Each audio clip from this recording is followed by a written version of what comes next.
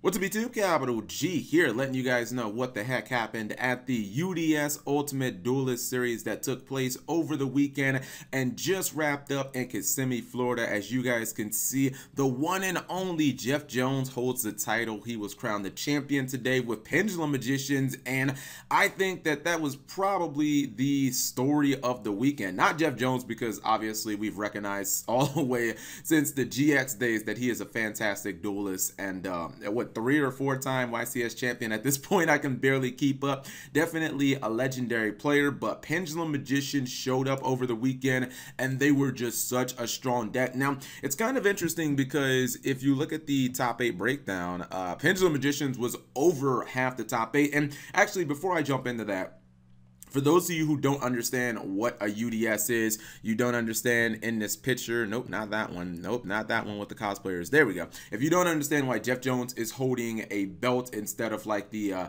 the championship kind of plaque that you usually get out of YCS, a UDS Ultimate Duelist Series is a little different than a YCS or a regional event. It's kind of more like nationals. It's strictly focused on competitive play, and it is an invite-only event. You have to have a certain amount of CASI points to attend the event, and those are, accrued by doing well at regionals and YCSs and stuff like that. And if you actually end up winning this invite-only event, where you're basically going to run into a lot of very good duelists, you get the belt. You are the champion, and this belt allows you to enter any YCS or any regional.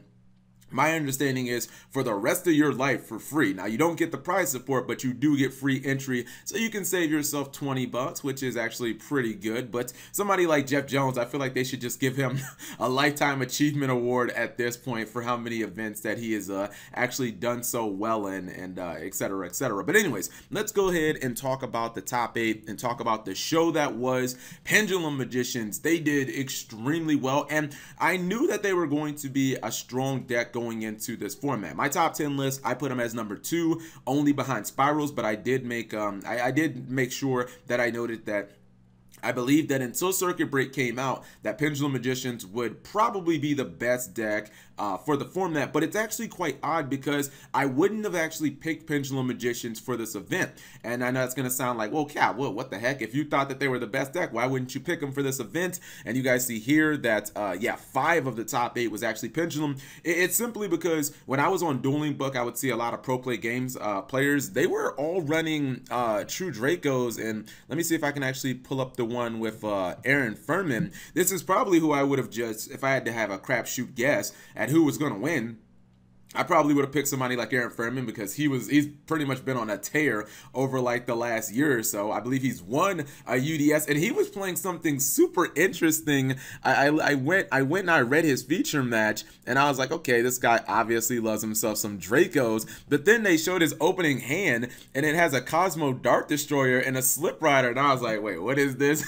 He's playing True Draco Cosmo. I guess it kind of makes sense because you can blow up the spaceships in your hand with the diagram, and then you can get other Cosmos from your deck. So I guess it kind of works. I mean, it's kind of like the same concept that people did with the Fire King Cosmo, where they would blow up the ships in their hand with Fire King Island. Very interesting deck, and it's really cool because this is, the UDS is kind of like a regional, because it was a little under 200 people at this event. So it's kind of like you get the size of a regional, but you get just a bunch of amazing players. All players who, well, not all players, but players who can, top regionals, top YCSs. There's not anybody going to be trolling here. You look at the top 8 breakdown. As I told you guys before, over half, 5 were Pendulum Magicians. 1 ABC, which was surprising. Calvin Tahan, known as a great ABC duelist, so I guess he just felt like it was a comfort pick for him. True Draco, no surprise there. And we saw Trickstars. I really believe people are I feel like Trickstars are the most undervalued deck in the entire format right now. It can beat any deck in Yu-Gi-Oh! If it goes first and just opens decent. I mean, I don't want to say the deck can grind all that well, because that's not really what it does, but it has like weird ways of just getting little bits of damage in with Ring of Destruction and Blazing Mirror Force and Honest, and it just always seems to get there. But it's like the only deck in the format that just literally has auto when opening hands. Like, oops, I opened 3 Reincarnation. Oops, I opened Disturbance Strategy. plus Reincarnation and Droll and Lockbird, I guess I just automatically win. So I think Trickstars is a deck definitely not to underrate, but I really do feel like the story was the Pendulum Magician deck. And one of the reasons that I think Pendulum Magicians was so strong is people realize that the Achilles heel of True Draco is a card like Beelze, and if you guys have noticed, the secondary market clearly caught up over the weekend. You see the normal price of Beelze, which Beelze is, by the way, never really been like a super cheap card. Actually, no. I feel like at one point Beelze was like a $3 card when absolutely nobody wanted it, but now, like ever since then, ever since the Gold Series has gone way out of print, Beelze has just been one of those cards that like you are not going to find a Beelze for under $20, and after this UDS, it is basically a $40 card or just about under that. People just realize, okay, the Pendulum Magician deck has so many dark spellcasters, and you have so many ways of doing synchro summons, which is why you see Ignister and Omega, etc., that why not run Beelze? Why not run a card that the True Draco build or the True Draco deck? Honestly, it doesn't seem to matter which build it is, whether it's Invoke, Spellbook, Cosmo. They just don't seem to have an answer for this card. I mean, how do you kill this in Cosmo? I guess if you have Cosmojo, that's your one out, but it's like Dark Destroyer can't kill it, Masterpiece can't kill it, the spells and traps, I mean, they can target, but it's like it's not gonna destroy Beelze, and it's just such a pain in the ass for them to deal with. And I feel like the Pendulum deck right now, I feel like it's the deck that just, it has the most things that it can kind of throw at you. It has the multiple, or excuse me, what am I trying to say? It has the most paths to victory. Like, it doesn't rely on any one card or any one play to actually get you there. I feel like ABC as a deck, even though it was very successful, I feel like it's kind of a very linear deck. I'm trying to show you guys. There we go. Here's the feature match. We don't know exactly what Jeff Jones's deck was. I'm pretty sure that will come out. Maybe he'll post it on Facebook. Maybe he'll post it on the Voltage YouTube channel or something like that. But I find it a little interesting that Jeff Jones did run Pot of Desires. I'm actually seeing if I can find, here it is. Yeah, Jeff Jones played Pot of Desires in the Pendulum deck. My guess is, well, not just because Pot of Desires is such a good card, but my guess is because it's you know, in the Pendulum deck, everything is pretty much at 3, so you don't have to worry about like getting rid of one card and it's like, oh man, I can't make this play anymore. I actually was on Dueling Book earlier and I saw a guy you know, lose a couple of B's in his opening hand to Trickstar Reincarnation, and then he immediately activated Desires after that. I'm like, bro, what are you doing? You might not be able to summon ABC Buster Dragon for the whole duel now. I don't really think that you have to worry about that. And I think the big takeaway from this event is, holy Jesus, Konami moving Wavering Eyes from 0 to 3 at one time may have been a little too much. I might make a video about that, but everybody's takeaway, everybody was kind of talking about that at the event.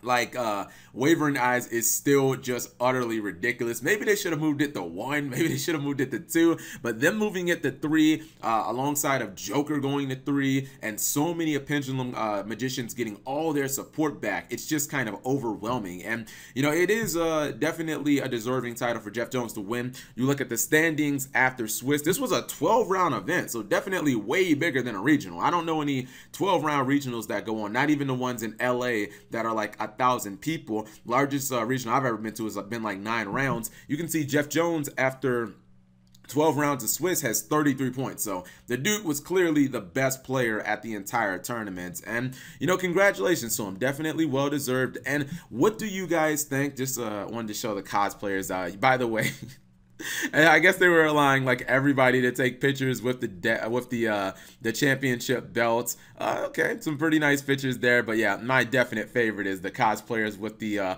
dual disc. Oh, I like this guy. I'm not sure who he's cosplaying as. He almost looks like a priest, but I definitely like the picture. And actually, hold on, before I end the video, a couple more things. Couple more cards that have gone up a little bit in price because of the UDS Championship. I talked about this one earlier today, Miss Valley Apex Avian. It's come down a little bit. I don't think that this is a buyout. I'm pretty sure that this is just more people trying to cash in on the price increase. A lot of people who have Apex Avian 2 are just like, I'm not playing Pendulum Magicians. I might as well try and get rid of this card now. I might as well go ahead and make double my money. You know, it's a good time to sell Apex Avian. It's still basically a $20 card at the minimum. Has potential to go up if it does well at the next YCS, which is, I'm not sure if it's Dallas or what. And then Duelist Alliance, I don't think it's going to come down anytime soon. Duelist Alliance is about a $23 card, and I've seen it as high as $30, but yeah, it's a few cards and Pendulum Magicians that are kind of keeping the deck from what I would consider to be budget under $100 or less. But what do you guys think of the event?